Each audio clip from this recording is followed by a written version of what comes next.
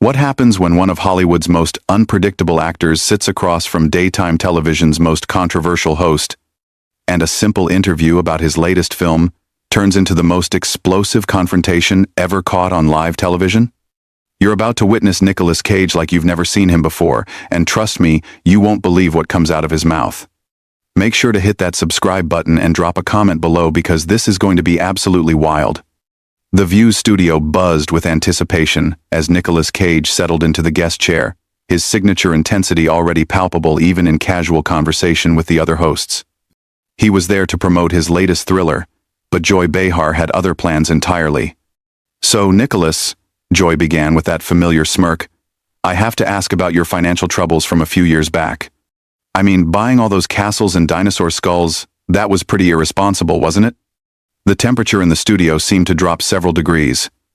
Cage's jaw tightened almost imperceptibly, but his voice remained measured. "Well, Joy, I think that's a rather reductive way to look at someone's life choices. I made investments, some worked out, some didn't. That's called being human." "Investments?" Joy laughed, turning to the audience. "Is that what we're calling buying a pyramid tomb now? Come on, Nicolas. You have to admit, some of those purchases were just crazy." Whoopi Goldberg shifted uncomfortably in her seat, clearly sensing the tension building. "Joy, maybe we should focus on the movie," she suggested diplomatically. But Joy was just getting started.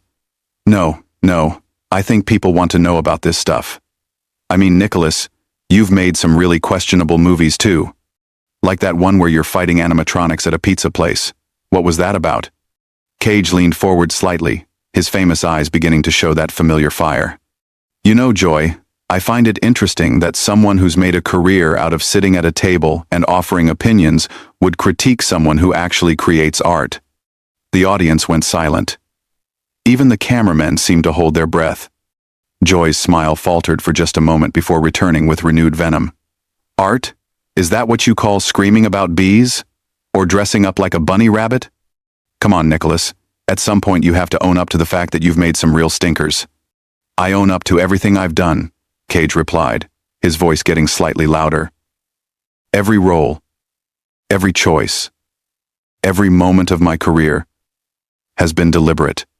I don't hide behind a desk making cheap shots at people who are actually out there taking risks." Sarah Haynes tried to jump in.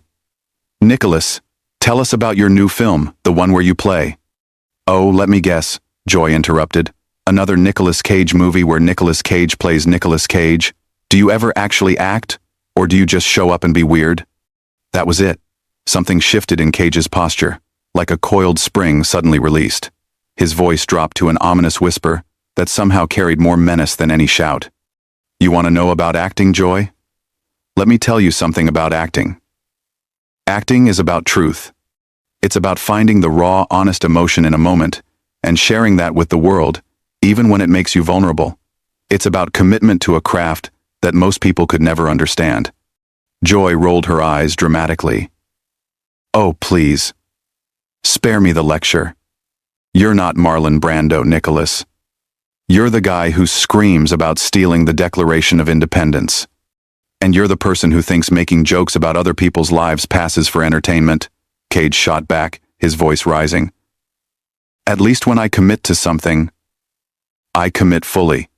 When I take a role, I don't phone it in. I don't sit in judgment of others while contributing nothing meaningful to the world."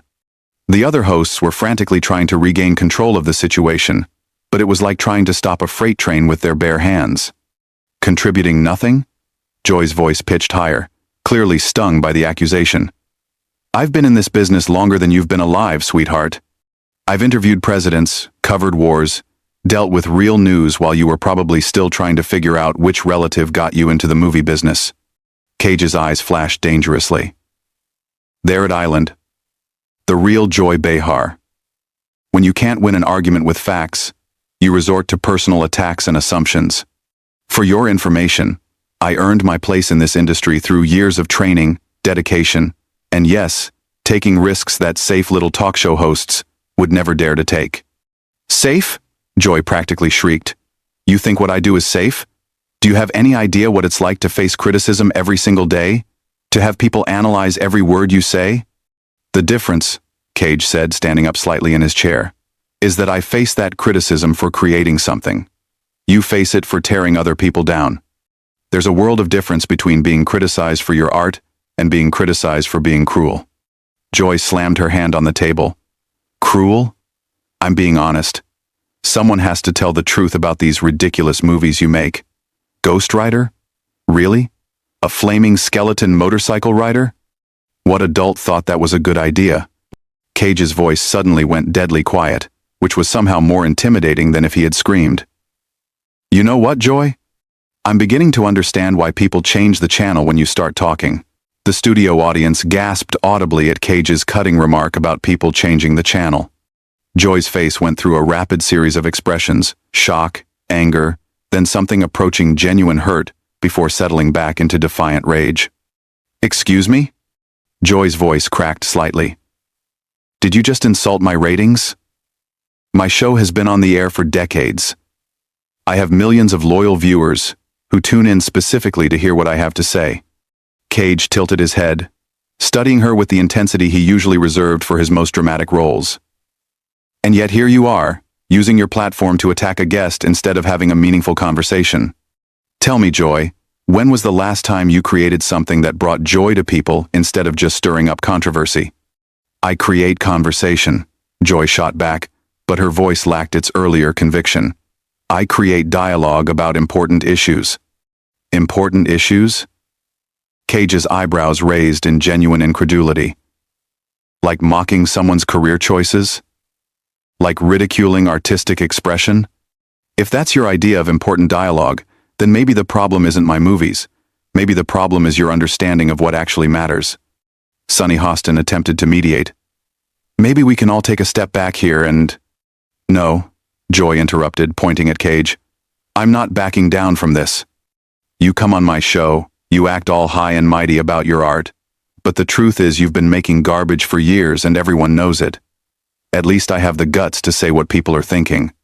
Cage stood up fully now, his imposing frame casting a shadow across the table. The cameras captured every micro-expression as his face transformed into something truly formidable. Garbage? His voice carried a dangerous edge that made everyone in the studio lean forward. Let me tell you something about garbage, Joy. Garbage is tearing people down for entertainment. Garbage is using your position of influence to spread negativity instead of celebrating human creativity. Garbage is mistaking cynicism for wisdom. Oh, don't you dare lecture me about wisdom, Joy spat, also rising from her chair. You're an actor, Nicolas. You pretend to be other people for money. I deal with real issues, real politics, real problems that affect real people's lives. Real problems? Cage's laugh was sharp and humorless. Your real problem seems to be that you can't stand when someone doesn't fit into your narrow little box of what's acceptable. You see something different, something unique, and your first instinct is to mock it, to tear it down, to make yourself feel superior by making others feel small. The tension was so thick, you could cut it with a knife. Whoopi was frantically signaling to the producers, but the cameras kept rolling, capturing every explosive second. Joy's voice rose to match his intensity. You know what? Maybe I should mock it. Maybe someone needs to call out the Emperor's New Clothes situation here. Your acting style is just yelling and making weird faces, and somehow you've convinced people that's deep and artistic. My acting style, Cage said, his voice dropping to that menacing whisper again, comes from years of studying under Sanford Meisner, from understanding the method, from dedicating my entire life to the craft. What's your expertise based on, Joy? What qualifies you to judge anyone's artistic expression? Life experience, Joy fired back. Common sense, the ability to call something ridiculous when it's ridiculous. Cage shook his head slowly, a look of genuine pity crossing his features. You know what's truly ridiculous, Joy? Sitting in judgment of people who are brave enough to put themselves out there, to be vulnerable, to risk failure in pursuit of something meaningful. You've built your entire career on being the person who points and laughs while others actually do the work. The work? Joy's voice was getting shrill now. What work? Screaming about stealing the Constitution isn't work. It's a paycheck for overacting. And what you do isn't even that. Cage replied coldly. At least when I overact, I'm trying to give an audience an experience, trying to make them feel something. What you do is just meanness disguised as commentary. Ana Navarro tried desperately to change the subject. Nicolas, your fans really love your commitment to your roles. His fans are probably teenagers who think loud equals funny. Joy interrupted, clearly unable to let it go. Mature audiences want subtlety, sophistication, not whatever this island. Cage's eyes lit up with a dangerous fire. Mature audiences? Is that what you call your demographic? People who tune in to watch you bully guests and spread gossip? That's your idea of mature entertainment? I don't bully anyone, Joy protested, but her voice wavered. I ask tough questions. I hold people accountable. Accountable for what? Cage demanded. For daring to make choices you don't approve of? For having the audacity to be different? For refusing to play it safe like you've done your entire career? The accusation hit its mark. Joy's face flushed red with anger and something that looked suspiciously like shame. Play it safe? She sputtered. Do you think what I do is safe? Do you think it's easy to sit here every day and deal with criticism from people like you who think they're better than everyone else? I don't think I'm better than everyone else, Cage replied with deadly calm. But I'm starting to think I'm better than someone who uses their platform to spread negativity and call it journalism. Joy's face went through a kaleidoscope of emotions at Cage's cutting assessment of her platform. For a moment, genuine hurt flickered across her features before being quickly replaced by pure, undiluted fury. How dare you? She hissed, her voice trembling with rage. How dare you come into my house and act like you're some kind of artistic genius when everyone knows you're just a has-been riding on your uncle's coattails? The mention of Francis Ford Coppola was clearly the final straw. Cage's entire demeanor shifted into something primal and terrifying. His voice, when it came, was barely controlled thunder. My uncle's coattails? Each word was precisely enunciated, dripping with venom. You want to go there, Joy? You really want to make this about family connections? Let's talk about how you got your big break, shall we? Let's discuss the real story of how Joy Behar became Joy Behar. Joy's confidence wavered for the first time. That's completely different, and you know it. Is it? Cage took a step closer to the table, his presence dominating the entire studio. Because from where I'm sitting, it looks like someone who's never created anything meaningful is attacking someone who has dedicated his entire life to his craft. And now you want to make it personal? The other hosts had given up any pretense of controlling the situation. Whoopi was staring in fascination. Sarah had her hand over her mouth, and the audience was dead silent, witnessing television history unfold. Personal? Joy's voice cracked with hysteria. You made it personal when you insulted my intelligence, my career, my viewers. You think you can come on here and act like some tortured artist when everyone knows you're just a joke. Cage's laugh was sharp and bitter. A joke? You know what's a joke, Joy? The fact that you think tearing down other people makes you important? The fact that you believe cynicism is the same thing as wisdom. The fact that you've spent so many years being negative that you've forgotten what it's like to actually contribute something positive to the world. Positive? Joy shrieked. What's positive about making terrible movies that waste people's time and money? What's positive about convincing yourself that screaming and overacting is some kind of art form? Cage slammed his hand on the table with such force that the water glasses jumped. What's positive is that I try, Joy. What's positive is that I put myself out there, I take risks, I attempt to give people experiences they've never had before. Sometimes I fail, sometimes I succeed, but at least I'm not hiding behind a desk making cheap shots at people who are actually in the arena. The reference to Theodore Roosevelt's famous speech clearly went over Joy's head, but the power behind Cage's words was unmistakable. His voice rose to a crescendo that filled every corner of the studio. You want to know what my movies are really about? They're about passion, about commitment, about refusing to play it safe in a world full of people like you who think the highest form of entertainment is watching someone else fail. Every single role I've ever taken, from the smallest independent film to the biggest blockbuster, has been approached with the same level of dedication and respect for the craft.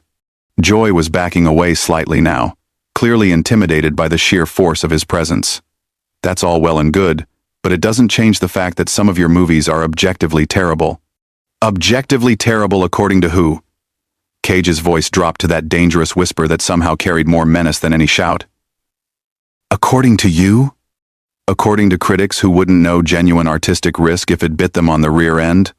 According to people who think safe, predictable mediocrity is somehow superior to ambitious failure?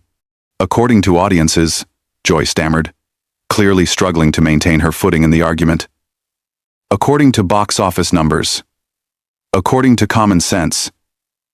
Cage shook his head slowly, a look of genuine pity replacing the anger in his eyes. You really don't get it, do you, Joy? You think art is supposed to be safe.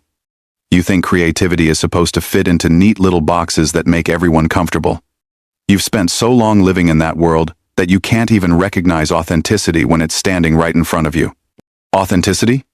Joy's voice was getting higher and more desperate. Is that what you call it when you buy dinosaur skulls and pyramid tombs?